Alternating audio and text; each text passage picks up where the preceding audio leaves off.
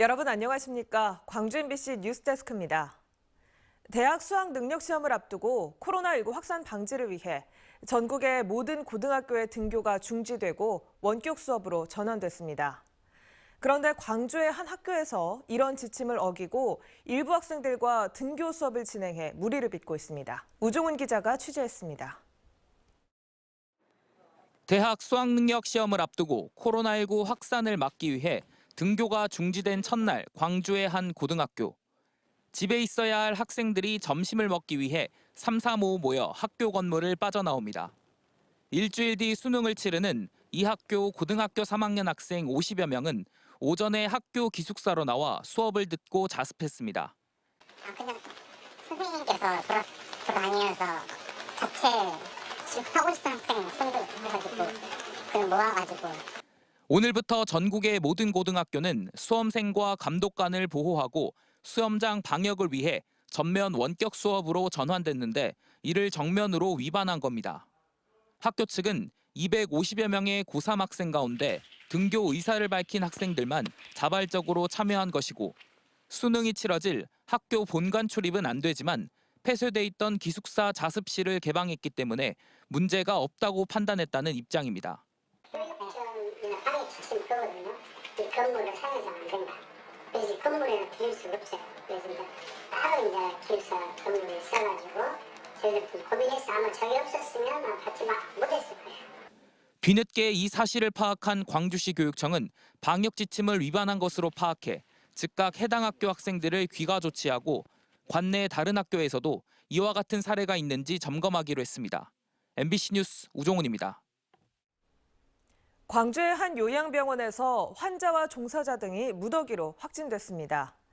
이들 대부분은 접종 완료 후 확진된 돌파 감염자인데요. 고령자나 감염 취약시설 등을 대상으로 추가 접종이 신속히 이루어져야 할 필요성이 커지고 있습니다. 이다현 기자가 취재했습니다. 광주 서구의 한 요양병원입니다. 이곳 오병동에서 일하는 요양보호사 2명이 주기적 선제검사에서 양성 판정을 받았습니다. 이후 전체층을 대상으로 전수검사가 이루어졌는데 환자와 조무사 등 18명이 추가로 확진됐습니다. 종사자의 가족도 코로나19에 감염돼 지금까지 이 요양병원 관련 확진자는 21명으로 늘었습니다. 방역당국은 밀접촉 환자들을 분류하고 의사와 간호사 등 종사자에게는 이동을 자제하라고 권고했습니다. 해당 요양병원과 관련된 확진자 대부분은 백신 접종 완료 후 확진된 돌파 감염입니다. 입소자와 종사자 대부분이 백신을 맞고 시간이 흘러 접종 효과가 떨어졌기 때문인 것으로 분석됩니다. 지난달 25일부터 60세 이상 및 고위험군이 추가 접종을 받기 시작했는데 접종률은 아직까지 미미한 수준입니다. 고령층의 경우 접종률은 19.2%이며 어제부터 접종을 시작한 병원급 이상 의료기관, 요양병원, 요양시설의 경우 접종률은 4%입니다. 전국 곳곳에서 요양병원이나 시설 집단 감염이 속출하고 있습니다. 지난달 말 전북 남원시와 전남 고흥군에 위치한 주간보호센터에서도 각각 30명 이상의 확진자가 무더기로 쏟아졌습니다. 전국적으로 건수를 놓고 보면 8월부터 10월까지 달마다 약 2배씩 증가했고 확진자 수도 큰 폭으로 많아지고 있습니다. 집단 발생의 증가나 단계적 일상 회복에 따른 방역 수칙의 완화 등의 영향으로 확진자가 증가할 경우에는 고위험군의 중증 사망 위험도 따라서 커질 수밖에 없습니다. 추가 접종이 신속히 진행돼야 할 필요성이 강조되고 있는 가운데 방역당국은 다음 주 중 추가 접종 간격을 현재의 6개월보다 앞당길지 여부를 발표할 예정입니다. MBC 뉴스 이다현입니다. 광주시가 일상회복 지원금의 근거가 될 조례안을 긴급 안건으로 광주시의회에 제출했습니다. 조례안은 지원 대상과 조건, 지급 수단 등을 담고 있는데 행정자치위원회 심의를 통과하면 이번 정기회 회기안에 본회의에 상정될 예정입니다.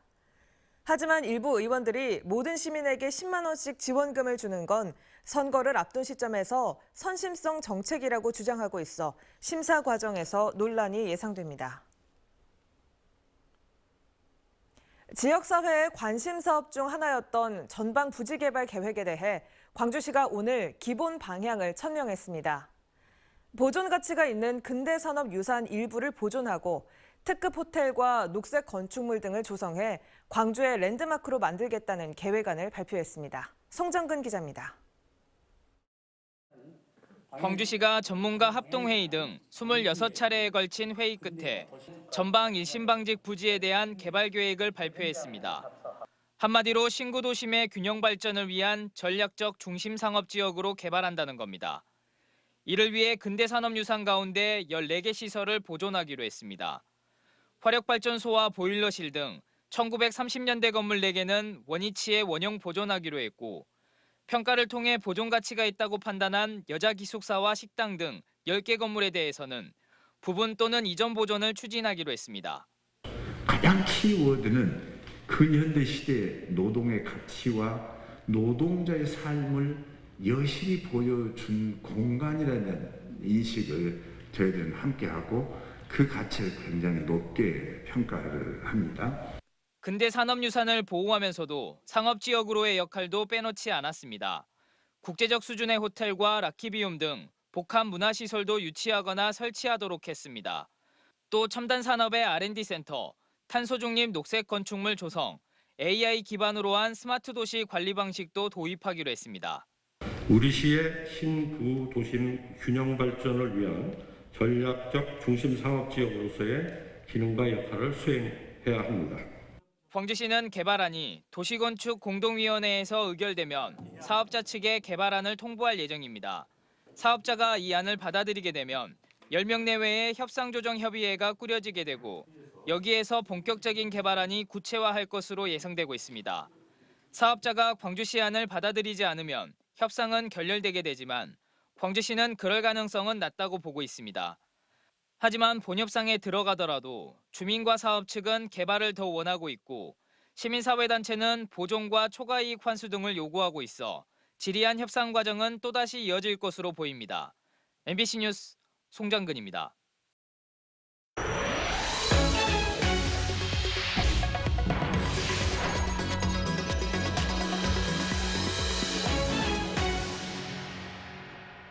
심각한 공급 차질을 빚고 있는 요소수는 차량용과 산업용, 농업용으로 구분됩니다. 물류 대란 우려까지 제기되는 차량용에 비해 상대적으로 크게 부각되고 있진 않지만 석유화학 공장이 밀집해 있는 여수산단에서는 산업용 요소수 수급에도 비상이 걸렸습니다. 최우식 기자가 보도합니다. 여수 국가산단 내 석유화학 공장에서 나오는 지정 폐기물을 처리하는 YN텍. 소각시설을 가동하면서 나오는 대기 오염 물질인 질소산화물을 줄이기 위해 산업용 요소수를 사용하고 있습니다. 최근 중국발 요소수 사태에 직격탄을 맞고 있습니다. 재고가 턱없이 부족한 데다 물량을 구하기도 힘들고 최근에는 공급 가격도 킬로그램당 185원이던 것이 900원을 넘어섰습니다. 올해 초부터 요소수 공급 가격이 작년 대비 5배 이상 급격하게 상승하고 있으며 향후 공급 중단까지 예고되어 있어 연간 1,200톤 이상 사용되는 요소수가 공급되지 않으면 설비 가동이 멈추게 되고 이에 대한 영향으로 여수 국가산단에서 발생하는 폐기물 처리에도 상당한 어려움이. 여수시가 조사한 바에 따르면 현재 여수산단에서 요소수를 많이 쓰는 회사는 GS칼텍스와 LG화학, 여천NCC 등 3개 회사로 질소 저감과 스팀 생산 공정에 주로 사용됩니다. 가장 심각한 곳은 GS칼텍스로 한 달에 100에서 150톤을 사용하는데 최근 공급 물량은 수요의 절반에도 못 미칩니다. 2개월분의 재고가 있긴 하지만 수급난이 계속되면 질소 저감 시설 가동 중단은 불가피합니다. 추가 물량 확보나 암모니아수 대체 사용, 배출 허용 기준 초과에 대한 행정처분 유예 건의 등 다각적인 대책을 고민하고 있지만 미봉책에 불과합니다. LG화학과 여천NCC도 아직까지는 수급에 문제가 없다는 입장이지만 중국의 수출 제한이 지속되거나 정부가 산업용을 차량용으로 긴급 사용할 경우 수급 차질은 피하기 어려운 상황입니다. MBC 뉴스 최우식입니다. 진보당의 김주업 광주시장 후보는 광주시청 앞에서 기자회견을 열고 제2, 제3의 요소수 대란을 막을 수 있도록 필수 원자재에 대한 자립 대책을 마련하라고 촉구했습니다. 김 후보는 요소수 품귀로 농업과 물류 등 산업 전반이 위기를 맞고 있다며 정부와 광주시에 실효성 있는 수급 대책을 요구하면서 더 큰 위기를 막기 위해서라도 필수 원자재들은 국가가 책임지고 생산 관리해야 한다고 주장했습니다. 국내에서 소비되는 곡물 가운데 유일하게 자급률 100%를 달성하는 쌀은 농촌 산업의 근간이라고도 할 수 있는데요. 흉작이었던 지난해와 달리 올해는 대풍작을 거뒀지만 농가는 울상입니다. 산지 쌀값이 떨어지고 판로도 막혔습니다. 김윤 기자가 취재했습니다. 무안의 한 농공단지 빈 공장 건물. 이른 아침부터 벼 포대를 실은 화물차들이 속속 도착하고 공장 내부에는 천장까지 포대들이 쌓였습니다. 농협 양곡 창고가 동나면서 이렇게 빈 공장 건물까지 빌려 쓰고 있는 겁니다. 이 농협은 올해 자체 수매량을 지난해보다 3만 포대나 늘렸는데도 농민들이 그 이상의 벼를 내놓고 있는 겁니다. 그래서 저희들이 금년도 수매 예상량을 약 11만 개로 예상하고 수매했습니다마는 막상 수매를 진행하다 보니까 농가들 수매에 응하고자 하는 양이 많아져 가지고 약 16만 5천 개를 예상하고 있고 저희들도 그것 때문에 외부 창고를 임대해서 사용하고 있는 실정입니다. 농협 수매에 벼가 몰리는 원인은 민간 판로가 막혔기 때문. 쌀 가격이 계속 떨어질 것을 예상한 개인 상인들이 매입을 꺼리고 있는 것으로 알려졌습니다. 아직도 농가들 입장에서는 지금 창고에 이제 나락이 이제 많이 남아 있거든요. 지금 근데 지금 한 70-80% 안 정도 그렇게 생각하고 있습니다. 지금. 이러는 사이 산지 쌀값은 40kg 한 포대가 지난해 7만 원에서 올해는 6만 원으로 폭락했습니다. 올해 쌀 생산량은 늘어난 데다 재고 쌀까지 시장에 풀리면서 하락세를 부추기고 있는 겁니다. 농협 자체 수매도 마냥 늘릴 수 없는 상황이라 수확의 기쁨은 잠깐, 농민들의 시름이 깊어지고 있습니다. MBC 뉴스 김윤입니다. 농지법 위반 등의 혐의로 재판을 받는 광주FC 기영옥 전 단장이 아들 기성용 선수 모르게 허위로 농업 경영 계획서를 제출했다고 인정했습니다. 광주지법 형사 6 단독 심리로 열린 재판에서 기 전 단장은 아들로부터 포괄적 위임을 받았다며 사문서 위조, 행사 혐의를 부인했던 당초 입장과 달리 이를 인정한다고 밝혔습니다. 다음 재판은 오는 12월 16일 진행되고 증인 신문 이후 결심이 진행될 예정입니다. 공직선거법 위반 혐의로 재판에 넘겨졌던 황주홍 전 민생당 국회의원이 대법원에서 징역 2년을 선고받았습니다. 대법원 2부는 황 전 의원이 지난 21대 국회의원 선거를 앞두고 구민들에게 7,700만 원을 제공하고 수십 차례 식사나 부의금 등을 전달한 행위가 선거법 위반에 해당한다고 판단했습니다. 금속노조가 장성의 한 종이상자 생산 공장이 수년간 폐수를 무단 방류해왔다고 주장했습니다. 금속노조 광주 전남지부는 오늘 기자회견을 열고 장성의 한 종이상자 공장에서 비용 절감을 목적으로 폐수를 우수관이나 화장실 배수구에 무단 방류해왔다는 내부 목격자의 제보가 있었다며 장성군과 경찰에 이를 신고할 계획이라고 밝혔습니다. 노조는 지난 2018년부터 최소 38개월 동안 무단 방류가 있었을 걸로 추정된다며 해당 기업의 다른 사업장에 대한 조사도 촉구했습니다. 전남대병원이 교육부 경영평가에서 A등급을 받았습니다.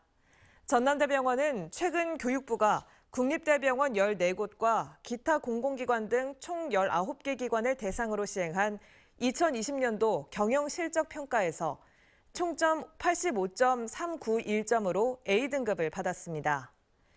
이외에도 전남대병원은 최근 보건복지부의 의료질 평가에서도 6개 전 부문에서 1등급을 차지했습니다.